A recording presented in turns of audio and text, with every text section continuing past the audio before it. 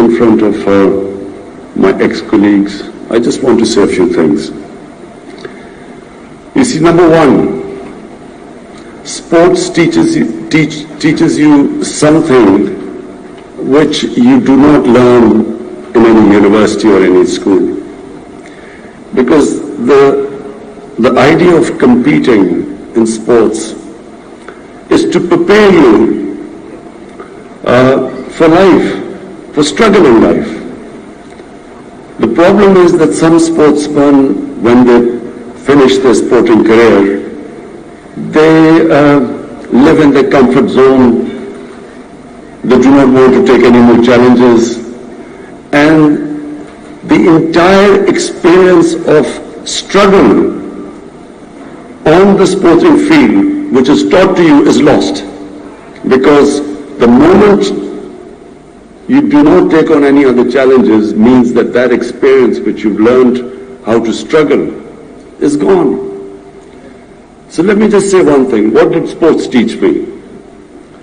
Sports taught me that it was not the most talented player that became a champion. It was the player who had that ability to take the knocks, who knew how to take defeat, who was not demoralized by defeat, but who learned from the bad times. Because in life, whatever you do, life is never in a straight line. It's in cycles. You will have your ups and downs in whether it is education, whether it is in business, and as Arjuna would know, in politics. It's a cycle. You have your good and your bad times. Success depends upon not how you deal with the good times, but how do you deal with the bad times.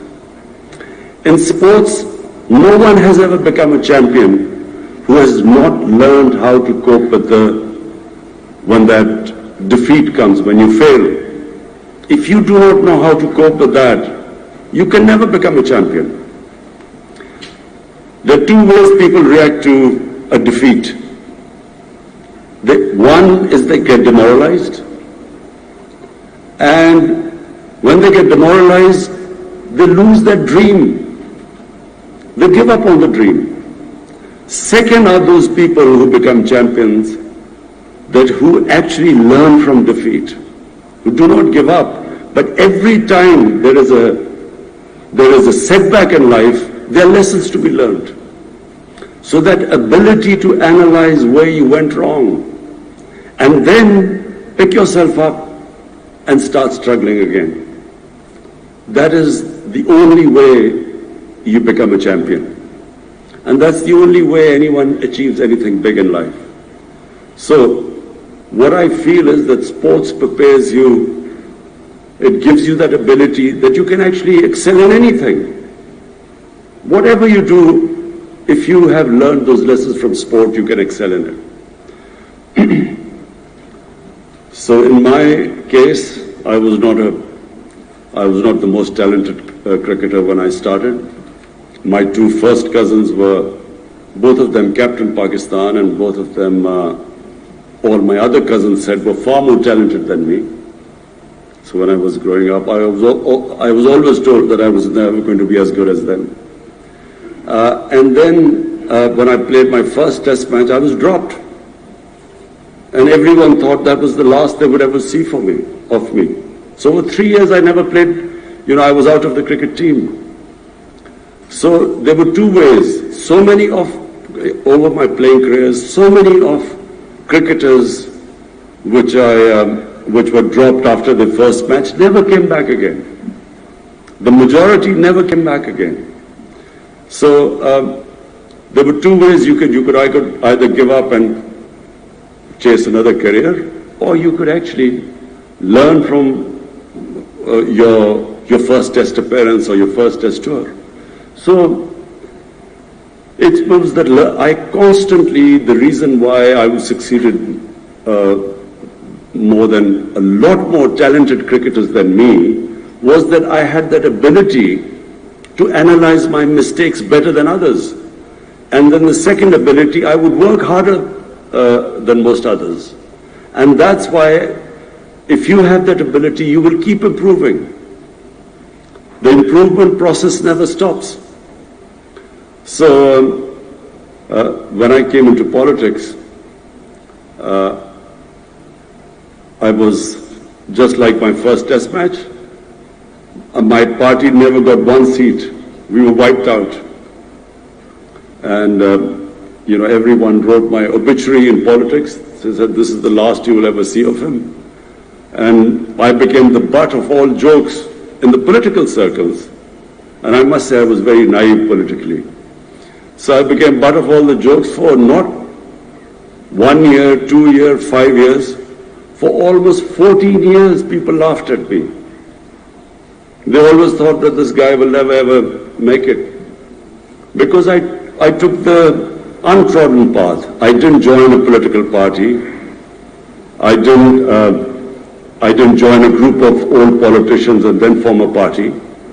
I started alone, with no political background, with no politicians, no established politicians, but they wouldn't join me anyway because they thought I had no chance of winning. So I started with very few people, and for 14 years, Arjuna, message for you. For 14 years I was alone, with very few people, and butt of all the jokes, and no one thought I would win. So it was the lessons I learned in cricket that helped me in politics. The key lesson is that you only lose when you give up. As long as you don't give up, no defeat cannot make you lose.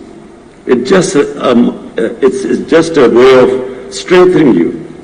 There's a verse which I've always followed since I was a boy. It is one of our greatest poets wrote this little verse, which said, it refers to the eagle or to the hawk who's flying way above everyone else. And it tells the hawk, he said, "Oh hawk, don't be scared of the force of wind that hits you. It's only meant to make you fly higher. Because when you have resistance, the Almighty has made us human beings such that the moment we face resistance, if we stand up to resistance, we get stronger." We in Islam believe that the human being was made by the Almighty God, even above angels. And we in Islam believe that when Satan was banished by God from heavens, it was the reason why Satan refused to bow in front of man. While all angels bowed in front of man, Satan refused. Because he said, I'm made of fire, I'm superior to him. And God told Satan that, look, even you don't know the power I've given to man. So we have immense power, all of us have incredible power inside us. But that power will only come out when we face resistance. When we pit ourselves up against challenges, only then that power comes out. That potential, that human potential only comes out then. Problem is that somewhere along the line we give up. And that's when we lose. So the more you face resistance, the stronger you get. If you put your arm against a higher weight, your arm will get stronger. But the mind is the powerhouse. And the more you put your mind into to resist and to challenge, it just gets stronger and stronger. So eventually, I mean, it's hardly ever happened in anyone who understands politics. In a two-party system, it hardly ever happens that a third party breaks through. And so my party, we broke through a two-party system, two established parties, and we got more seats in the parliament than all of them. But it took a long time, 22 years. So the lesson for young people, the youngster who was saying he was still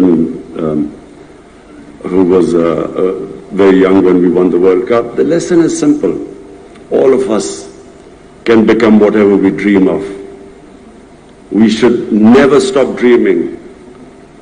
Anything that you can dream, you can achieve, provided you're prepared to struggle for it, and provided you do not get demoralized from the bad times, but instead, every bad time is a time of reflection, self-analysis, so that you even come back much stronger. I must say that it's a pleasure for me to see my old colleagues here. I have watched Sri Lanka. I came here first time straight out of university in 1975, and I remember playing against the Sri Lankan team. I always thought they had talent. I always thought Sri Lankan teams had especially batting talent. But then they did not have the self-belief. They did not believe that they could win. It was exactly the same with us. When I came, as an 18-year-old, first played for my country, I remember we toured England, and I remember my senior players telling me that, look, do not think we can beat the English. You know, then colonialism was much fresher in 1971 when I first played. They said, you know, we've just come here to learn. My own senior players were saying, do not think we can beat the English. And as it happened, a series which we should have won, we snatched defeat from the jaws of victory because we didn't have self-belief. So I remember in 75, Sri Lanka faced that same problem. And gradually I saw the team evolve, develop self-belief, and I must say I commend you, Arjuna, because you were the one who actually instilled in them that grit, determination, self-belief, and we were all very pleased to watch you win the World Cup in Lahore. Again, thank you for you honoring me today.